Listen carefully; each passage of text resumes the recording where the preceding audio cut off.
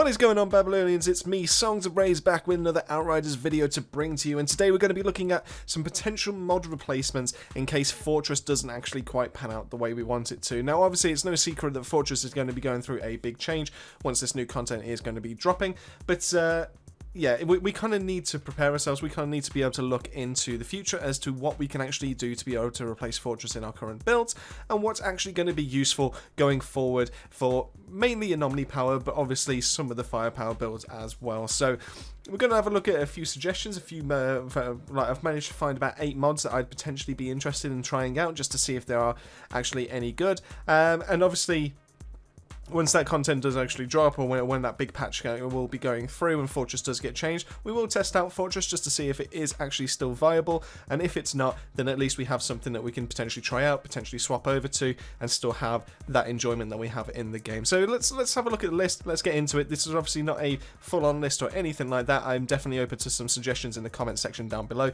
so feel free to let your voices be heard.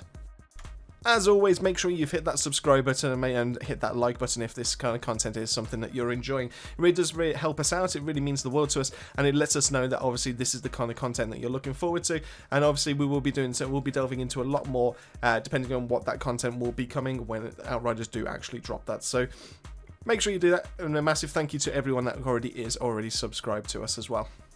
So we have a few different ways to be able to look at this, because personally, as myself, I view Fortress as more of a kind of utility mod. Now, what I mean by that is it just sits on the gun. It doesn't have any kind of like active kind of effect or anything like that. So it's just always there. Ever since you start the expedition, ever since you go into any kind of content, that bonus is there. It doesn't. You don't need to do anything to trigger it. You don't need to worry about any kind of cooldown. It just purely is there, right there and then. Now, obviously, that will be changing. We already know that from the patch that's going to be dropping. Hopefully around about middle of this month, but we need to look at what other things are available to us, what actually can we use to be able to still deliver and obviously still give us potentially a damage bonus or a damage boost that will actually help us out in the long run. Now, I'm going to exclude all those ones that inflict status, because depending on the build that you got, you're going to be inflicting that kind of status anyway. So while that is a good way to be able to inflict status, so for example as a Devastator you can actually have a shotgun that inflicts bleed, and that allows you to be able to do a mass amount of bleed and in quite a big cone, basically, as long as you don't like aim down the sights, as long as you do your hip fire. It can inflict bleed across many enemies all at once. You can actually then benefit that from your skills, so technically you can actually get that. I just don't feel like it's suitable for us to be able to replace Fortress with that, because I'd like to think that your build already has that built in. So for example, Technomancers have their blighted rounds and all that to be able to inflict toxic. They have their skills that are able to inflict toxic. Devastators have their way to be able to inflict bleed. Pyros have their way to inflict fire, etc, etc. So I'm not going to touch on those. Obviously you know what they do, you know what they kind of offer and what they're capable of. We're just going to skirt away from those for the time being.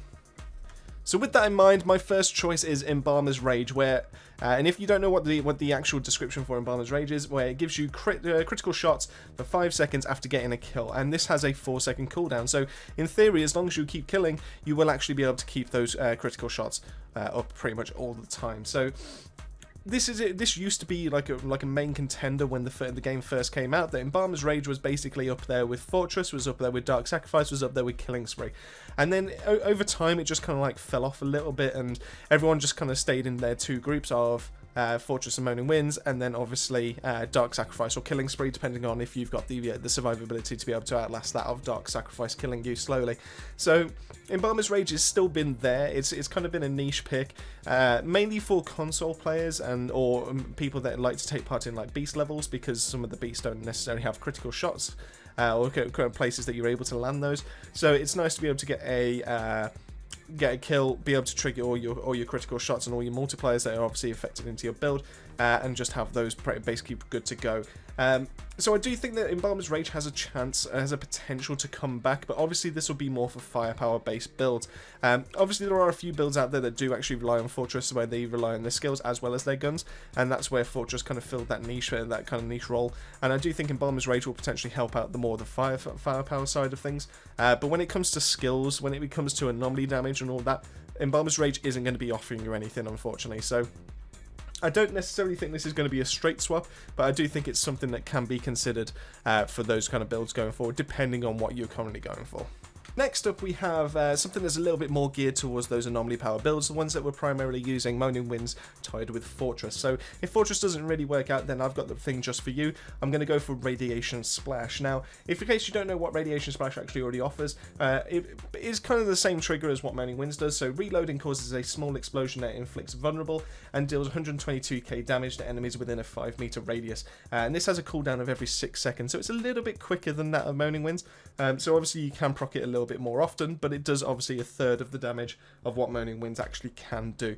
Now, the other bonus it has for it is the fact it inflicts vulnerable. So I have tested this out before, where back when the Moaning Winds meta was pretty much the peak of itself, and it just didn't make sense to be able to lose either a Moaning Winds or lose a Fortress to be able to use Radiation Splash, because it didn't really make up for that 40% damage boost that you were losing. And then obviously when you have that 43% damage that feeds into the rest of your build, obviously that's how you get your Moaning Winds to do so much damage. So at the time it made no sense to be able to give this a go. So it's going to be interesting to see if this will replace what Fortress could do, and that allows you to be able to deal more damage. Now obviously it can deal damage by itself, but it also applies the status, which, if I remember right, Vulnerable offers it's either a 20 or a 15% bonus to your damage, and the fact that you can have that, it's almost like a mini Fortress that allows it to do extra damage on top of it as well. So I just need to do a little bit of testing with this. I just need to find out if the reload with this will inflict the status and then activate the Moaning Winds, or if, like, depending on which way the mods are actually stacked on the gun, which one procs first. There's a few little things to test out, but this actually could be the top tier way to be able to run Moaning Winds going forward, and it's going to be interesting to see if the meta actually does shift its way to that as well. So next up we have a personal favourite mod of mine, and I do think that this has the potential to be able to replace that of what Fortress does, but in more of a direct damage kind of way. And it's obviously Radiation Splash has its utility, it has its vulnerable as well as the damage, but this one actually has the ability to be able to more than make up for the damage that's lost. Now the only problem is that this will require some kind of shooting, so it's not going to be as simple as Moaning Winds to be able to activate, and obviously it will require a little bit of user input to be able to get, but I think that's the reason why it's balanced the way it is. So next up I have Shadow Comet, and this deals 210k damage for Earth Comet that obviously gets called from the sky, and it allows it to be able to hit enemies within a 3.5 meter radius, and this has a 3-second cooldown, so it's one of the shorter ones, but obviously you will at times feel like those 3 seconds are obviously ticking by really slowly, but this has the ability, when it's put on a shotgun, to be able to call more than one comet down depending on how many enemies that you've hit. So if you've hit like 3 enemies within a small area with all the pellets that you shoot out from your hip fire, then obviously you will be summoning 3 comets, and they will be doing 210k damage each. And then obviously if they're within a certain radius of each other, then every single comet will actually impact and obviously apply the damage as well. So for example, if there's 3 enemies within a very tight cone of each other, all within the same radius, you hit all 3 with your shotgun pellets and you summon 3 comets, then all of them are going to be taking that 210k damage times by 3, because you're hitting them with every single comet, and that should in theory be able to make up for the damage that you're losing with just your Moaning Winds. Now the positive side to this is the fact that the 3-second cooldown is also less than Moaning Winds, and this more than makes up for the fact of the difference in damage, and it has more of like a ceiling, or more of like a kind of like a range that you can actually hit in terms of like damage and just the pure damage, but obviously Moaning Winds is just there as just like you just run into a group, you just press R, or you press your reload button on your console and you're done. Then you get out, and obviously you then use your skills and your fighting to be able to survive, and then obviously rinse and repeat. So it has that kind of thing. But Shadow Comet, I do think it allows you to be able to take on a few opponents from a little bit more range. It allows you to be able to take out groups of enemies or soften them up before you get in close with your Moaning Winds. So I do think there's a potential that you could have one gun that's geared up for Shadow Comet, and then one that's geared up for Moaning Winds. The main positive to take away from this is that if Fortress actually does go the way, like the change actually does get implemented the way it's been suggested, the fact that you have to shoot to be able to use Shadow Comet means that you're actually then hitting enemies, you're using the shoot to be able to get those stacks, and once you receive those max stacks, then obviously you'll get that damage increase that you'll be receiving from Fortress. So this could actually be a nice one to pair with the brand new Fortress, but obviously time will tell for that one once we get our hands on it.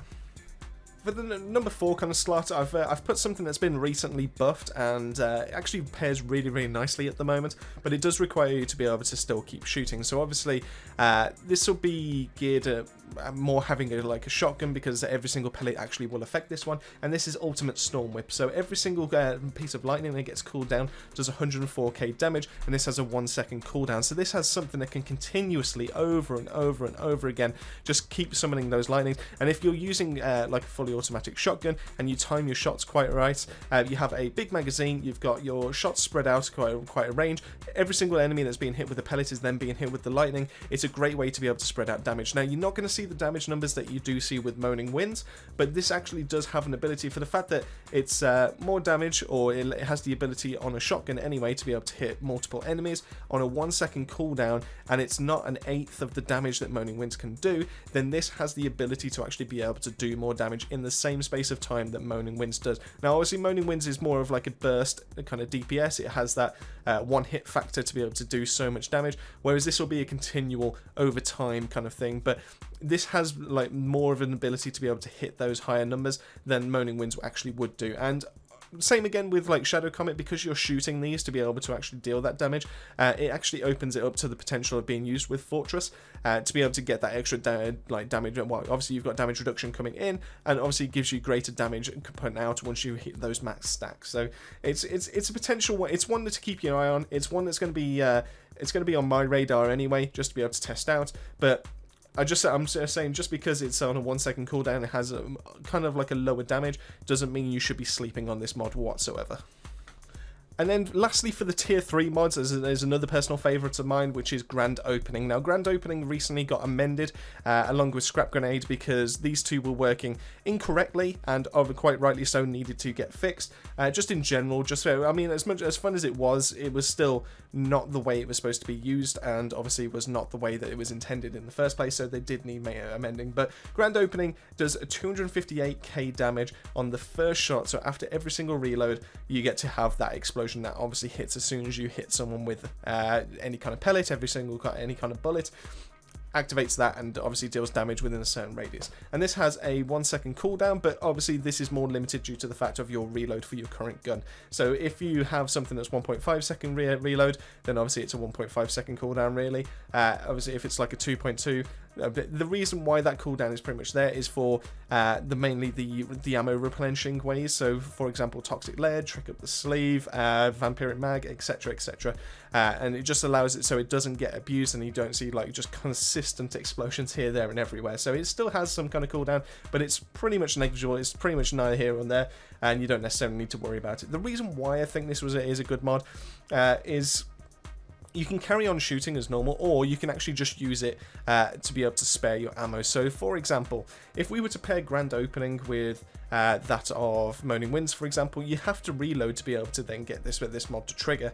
So obviously you can start shooting a little bit, empty your mag a little tiny bit, walk up to some enemies if you start getting surrounded, activate your Moaning Winds, and then obviously you can go back to using your Grand Opening. The other way you can use it is at range, because even with shotguns you are able to hit at a decent kind of range, and Grand Opening will trigger as long as any kind of enemy is hit, regardless of how much damage you deal.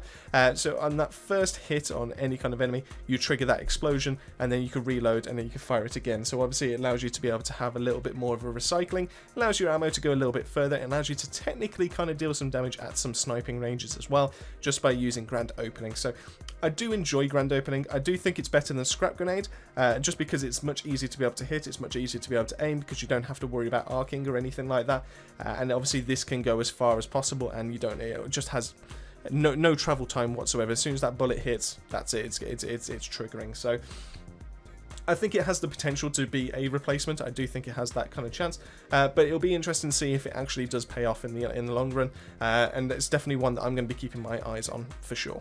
So I also wanted to round this list off with a couple of, about 3 tier 2 mods as well, just because I do think that these have potential because they're more utility based, and I do think they offer a little bit more build diversity rather than just Fortress. So whether they add a little bit of extra damage or whether they add a little bit extra utility to your guns, obviously that's the main way of going about this. So we're going to kick it off with Anomaly Enhancement. This one got a buff a few weeks or a couple of months back, where instead of giving you 30% of your anomaly power into firepower, it now gives you 40%. So depending on the build that you're going for, it actually offers quite a lot in terms of the DPS that you can put, like the damage of your actual bullets, and it's especially important on Firepower Pyros that actually do use the Ikari set, because the Ikari obviously boosts up your Anomaly power, and then you can actually feed that Anomaly power back into your Firepower and just deal extra damage. So it does work out really nicely with that kind of build.